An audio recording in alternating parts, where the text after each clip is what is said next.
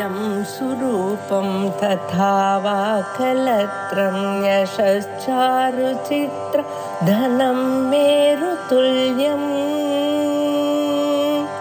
मनश्चेन लग्नं गुरोरङ्घ्रिपद्मे ततः किं ततः किं ततः किं ततः किम्।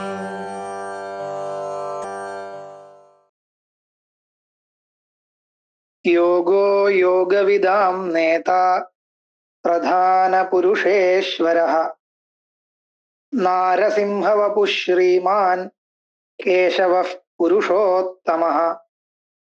अस्मिन् तृतीये श्लोके योगः योगविदां नेता प्रधानपुरुषेश्वरः नारसिंहवपुः श्रीमान् केशवः पुरुषोत्तमः इति अष्टपदानि विद्यन्ते। तत्र प्रथमं नाम योगः। युज समाधौ इति कश्चन धातुः, ततः घञ् प्रत्यये योगः इति शब्दः निष्पद्यते। समाधिरित्यर्थः।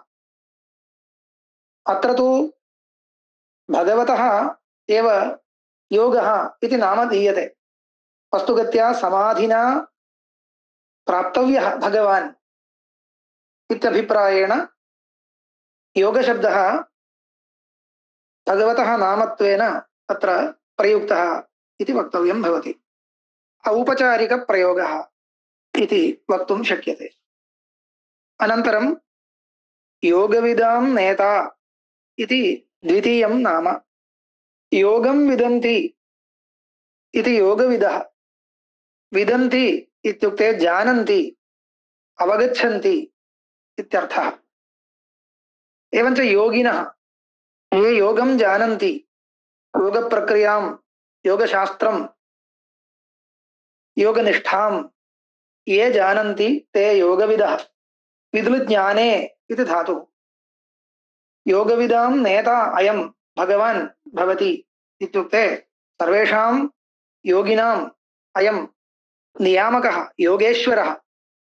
यत्र योगेश्वरः कृष्णो इति उच्यते किल, तर्हि भगवान् योगेश्वरः इति प्रसिद्धं।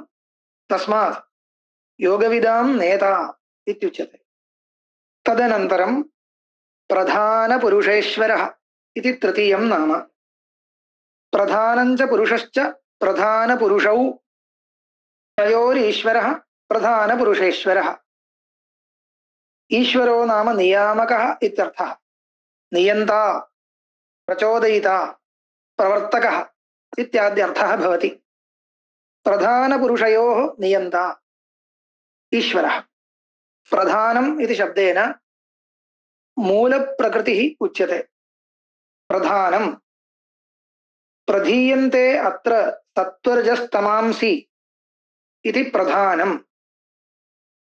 तत्र सांख्यशास्त्रे मूलप्रकृतिः प्रपञ्चस्य कारणम्, उपादानकारणं मूलप्रकृतिः अथवा अचेतनप्रधानम् इति प्रसिद्धः शब्दः। सत्त्वरजस्तमो गुणानां साम्यावस्था प्रधानम् इति उच्यते। तस्मात् प्रधीयन्ते सत्त्वरजस्तमो गुणाः अस्मिन् इति प्रधानम्। प्रधीयन्ते इत्यत्र डुधानि धारणपोषणयोः इति धातुः, धा धातुः। तत्र तिष्ठन्ति इत्यर्थः। धारणार्थकः अयं धातुः। एवञ्च सत्त्वरजस्तमो गुणाः यत्र भवन्ति तत् प्रधानम्। एवं पुरुषः, पुरुषो नाम जीवात्मा। यः संसारे सुखं वा दुःखं वा अनुभवति सः जीवात्मा पुरुषशब्देन उच्यते। अनयोः प्रधानपुरुषयोः यः ईश्वरः, ईश्वरः इत्युक्ते ईश ऐश्वर्ये इति धातुः। ईशनशीलः, नियमनशीलः भगवान् प्रधानपुरुषेश्वरः इति कीर्त्यते।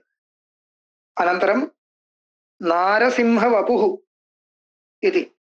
नारसिंहवपुः नरश्च सिंहश्च नरसिंहौ तयोः सम्बन्धि नारसिंहम् अन् प्रत्ययः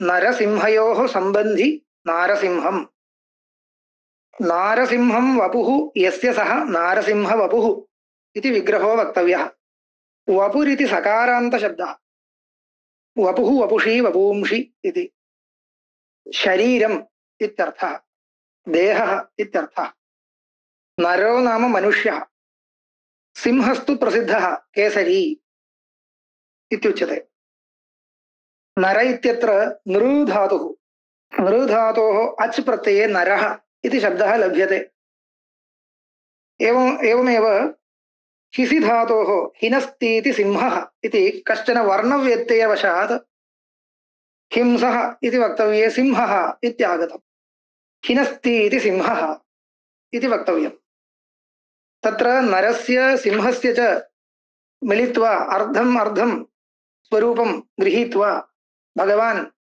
शरीरं तादृशं गृहीत्वा नृसिंहरूपं गृहीत्वा परमभक्तस्य प्रह्लादस्य रक्षणार्थं स्तम्भाद् अवततार इति पुराणेषु प्रसिद्धम्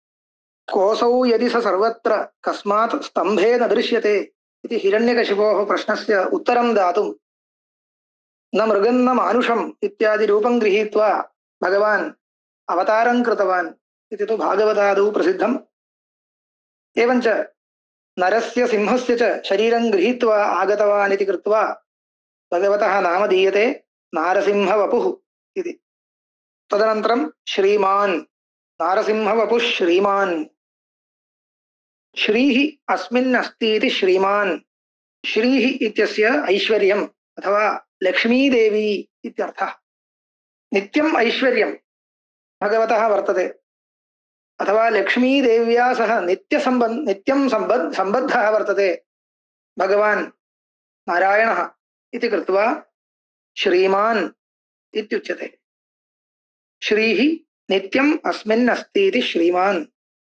मतु प्रत्ययः अनन्तरं केशवः केशवः पुरुषोत्तमः इति नामद्वयम् अवशिष्टं वर्तते तत्र केशवः इति केशवशब्दस्य अनेकथा अर्थं वर्णयन्ति आदौ केशशब्दं गृहीत्वा केशो नाम शिरसि विद्यमानं रोम उच्यते रोमाणि उच्यन्ते केशाः प्रशस्ताः केशाः सन्ति अस्य इति केशवः सुन्दराः केशाः अस्य वर्तन्ते इति भगवतः वर्णनं क्रियते तथा तस्मात् केशवः इति शब्दः लभ्यते वप्रत्ययान्तशब्दः केशशब्दात् मत्वर्थीयः वप्रत्ययः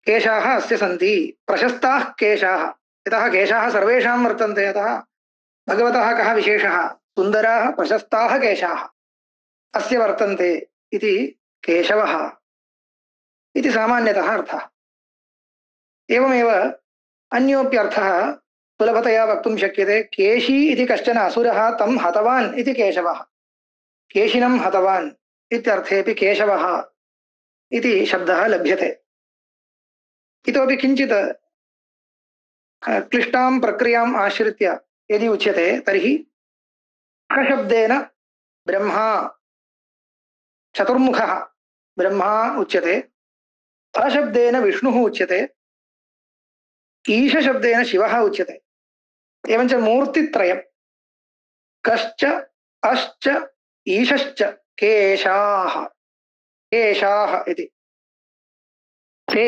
केशाः यस्य वशे वर्तन्ते सः केशवः एवञ्च मूर्तित्रयादपि अतिरिक्तः निर्गुणः परमात्मा मूर्तित्रयम् इत्युक्ते त्रयः मूर्तयः तिस्रः मूर्तयः सगुणरूपाः भवन्ति तदपेक्षया अतीतं पारमार्थिकं सत्यं निर्गुणं परमात्मस्वरूपं यद्वर्तते तदभिप्रायेण एते यस्य वशे सः केशवः एते कश्च अश्च ईशश्च ब्रह्मा ब्रह्मविष्णुमहेश्वराः यस्य अधीने भवन्ति।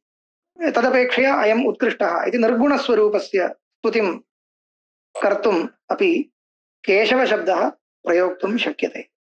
अन्तिमं नाम पुरुषोत्तमः इति। पुरुषोत्तमशब्दस्यापि कथं विग्रहो वक्तव्यः इत्यत्र वैयाकरणाः बहु विचारं कुर्वन्ति। तत्र सामान्यतस्तु षष्ठीसमासे दोषो नास्ति, पुरुषाणाम् उत्तमः पुरुषोत्तमः इति वक्तुं शक्यते। पुरुषाणां मध्ये आत्मनां मध्ये उत्तमः उत्कृष्टः आत्मा, सर्वापेक्षया उत्कृष्टः भगवान् इति कृत्वा पुरुषोत्तमः। योगसूत्रेषु पुरुषविशेषः ईश्वरः इत्युच्यते। क्लेशकर्म विपाकाशयैरपरामृष्टः पुरुषविशेषः ईश्वरः। तर्हि पुरुषाणाम् उत्तमः पुरुषोत्तमः अथवा पुरुषेषु उत्तमः इति संज्ञाविवक्षायां पुरुषेषु उत्तमः इति सप्तमी समासः सम्भवति। अथवा गीताश्लोकान् अनुस्मृत्य पुरुषाभ्याम् उत्तमः पुरुषोत्तमः इत्यपि सम्भवति। कथमित्युक्ते द्वाविमौ पुरुषौ लोके क्षरश्चाक्षर एव च क्षरः सर्वाणि भूतानि कूटस्थोऽक्षर उच्यते उत्तमः पुरुषस्त्वन्यः परमात्मेत्युदाहृतः इत्यस्ति। तर्हि सर्वाणि भूतानि पुरुषशब्देन उक्तानि, एवं कूटस्थभूता माया अपि पुरुषशब्देन उक्ता। अनन्तरं तदपेक्षया तस्य सर्वस्यापि अधिष्ठानभूतः यः परमेश्वरः सः उत्तमपुरुषः इत्येवं गीतायां निर्दिष्टः। तदभिप्रेत्य पुरुषाभ्यां क्षराक्षराभ्याम् उत्तमः पुरुषोत्तमः इत्यपि वक्तुं शक्यते समासः। एवञ्च इदानीं नामानि विवृतानि, चतुर्थ्यन्तप्रयोगः इदानीम् उच्यते। योगाय नमः,